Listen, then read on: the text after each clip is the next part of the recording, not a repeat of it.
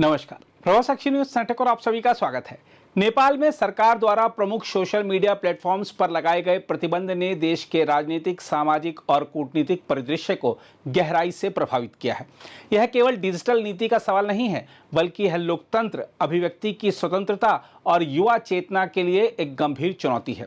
Facebook, YouTube, WhatsApp, Instagram और Snapchat जैसे platforms जिन्हें युवा पीढ़ी अपने विचार व्यक्त करने, दोस्तों से जुड़ने और वैश्विक घटनाओं से अपडेट रहने के लिए इस्तेमाल करती है, उन पर बैन लगाने से युवाओं में गहरी नाराजगी और असंतोष पैदा हुआ है। युवा पीढ़ी पहले से ही देश की कमजोर स्वास्थ्य और शिक्षा प्रणाली, भ्रष्टाचार और भाई भतीजावाद से तंग आ चुकी है। ऐसे समय में सोशल मीडिया पर पाबंदी ने उनकी निराशा को और बढ़ा दिया है। हाल ही में नेपो किड्स यानी राजनीतिक परिवारों के बच्चों के विरुद्ध उभरे गुस्से और काठमांडू में जनरेशन जेड के युवाओं का प्रदर्शन यह दर्शाता है कि वह अब अन्याय को चुपचाप सहन नहीं करेंगे। यह चेतावनी है कि यदि सरकार युवा वर्ग की भावनाओं को समझने में विफल रही तो राजनीतिक अस्थिरता और बढ़ सकती है। देखा जाए तो इस घटनाक्रम का भारत और दक्षिण एशिया के लिए भी महत्वपूर्ण संदेश है। नेपाल भारत का निकटतम पड़ोसी और रणनीतिक दृष्टि से महत्वपूर्ण देश है। वहां की अस्थिरता न केवल सीमा सुरक्षा के लिए खतरा पैदा कर सकती है, बल्कि चीन जैसे बाहरी प्रभावों को बढ़ावा देने का अवसर भी दे सकती है। हाल ही में ओली सरकार का चीन के प्रति झुकाव, पश्चिम और जापान से दूरी और सीमा विवादों में आक्रामक रुख ने यह संकेत दिया है कि नेपाल अपनी रणनीतिक स्वतंत्रता के बावजूद विदेशी प्रभावों के जाल में फंसता जा रहा है। यह ठीक है कि सोशल मीडिया को कानूनी और सामाजिक वास्तविकताओं के अनुरूप नियंत्रित करना आवश्यक था, लेकिन इसे कैबिनेट निर्णय के माध्यम से लागू करना और विवादास्पद प्रावधान लागू करना जैसे समस्याग्रस्त सामग्री को 24 घंटे में हटाना, इस तरह की नीति को थोपना गलत था। पहले ही दक्षिण एशिया में लोकतंत्र और अभिव्यक्ति की स्वतंत्रता की स्थिति चिंताजनक बनी हुई है।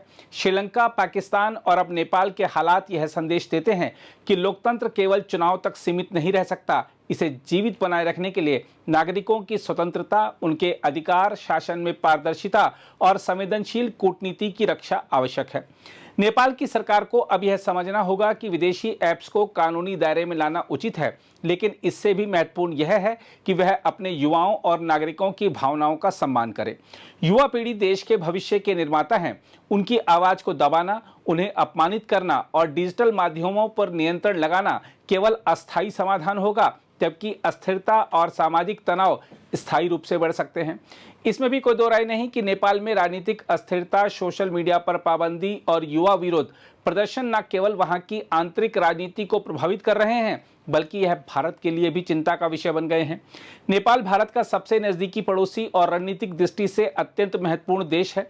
दोनों देशों के बीच खुले सीमावर्ती संबंध, सामाजिक सांस्कृतिक मेलजोल और आर्थिक संबंध गहरे हैं।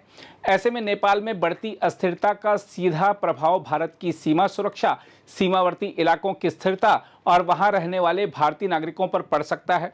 नेपाल में युवाओं का आक्रोश और विरोध प्रदर्शन यह संकेत देते हैं कि सरकार और जनता के बीच विश्वास का संकट गहरा रहा है। अगर यह स्थिति और बिगड़ी तो चीन अपना प्रभाव वहां और बढ़ाने का प्रयास कर सकता है। चीन पहले से ही नेपाल में अपनी पकड़ बनाए हुए है। ऐसे में नेपाल के लोकतांत्रिक संस्थानों में अविश्वास और अशांति बढ़ी तो यह भारत के लिए रणनीतिक चुनौती बन सकती है। इसके अलावा नेपाल में सामाजिक असंतोष और राजनीतिक अशांति सीमा पार अपराध, तस्करी और अवैध गतिविधियों को भी बढ़ावा दे सकते हैं।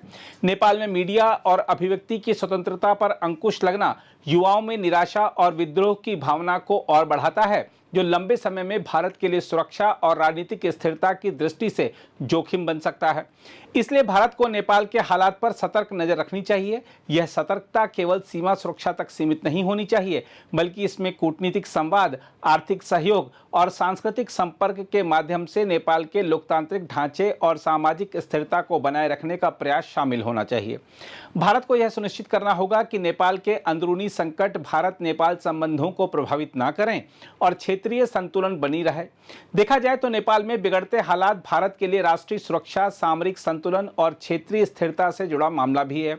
इसलिए भारत को सक्रिय, सतर्क और संवेदनशील दृष्टिकोण अपनाना अनिवार्य है।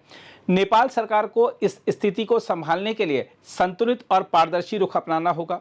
सबसे पहले युवा नेताओं और प्रदर्शनकारियों के साथ खुले संवाद की आवश्यकता है। सोशल मीडिया ऐप्स पर प्रतिबंध का उद्देश्य और कानूनी आधार स्पष्ट करना जरूरी है, ताकि जनता को यह विश्वास हो कि यह कदम सिर्फ डिजिटल सुरक्षा और कानूनी संगति के लिए उठाया गया है, न कि युवाओं की आवाज दबाने के लिए।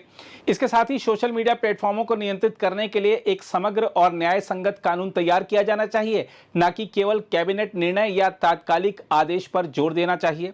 विवादास्पद प्रावधानों की समीक्षा और विशेषज्ञ सलाह से यह सुनिश्चित किया जा सकता है कि कानून निष्पक्ष और संतुलित हो। इसके अलावा युवाओं की भागीदारी और उनके सुझावों को नीति निर्माण प्रक्रिया में शामिल करना भी आवश्यक है। उनके दृष्टिकोण को गंभीरता से लेने से यह संदेश जाएगा कि सरकार उनकी आवाज को महत्व देती है। साथ ही प्रदर्शनकारियों के खिलाफ हिंसक कार्रवाई से बचना चाहिए और शांतिपूर्ण संवाद के माध्यम से समाधान खोजा जाना चाहिए। डिजिटल शिक्षा और जागरूकता बढ़ाने के कार्यक्रमों के जरिए युवा समाज को जिम्मेदार इंटरनेट उपयोग की ओर प्रेरित किया जा सकता है। बहरहाल देखा जाए तो नेपाल सरकार के सामने यह चुनौती केवल सोशल मीडिया नियंत्रण की नहीं है, बल्कि लोकतंत्र और युवा चेतना को बनाए रखने की भी है। संतुलित, पारदर्शी और संवादात्मक रुख अपनाकर ही सरकार युवा नाराजगी को शांत कर सकती है और देश में राजनीतिक और सामाजिक स्थिरता सुनिश्चित कर सकती है। अगर आप भी लेना चाहते हैं देश दुनिया की तमाम जानकारी, तो आज ही सब्सक्राइब करें हमारे चैनल को। साथ ही नीचे दिए बेल आइकन को जरूर दबाएं ताकि हर अपडेट आप तक पहुंच सके।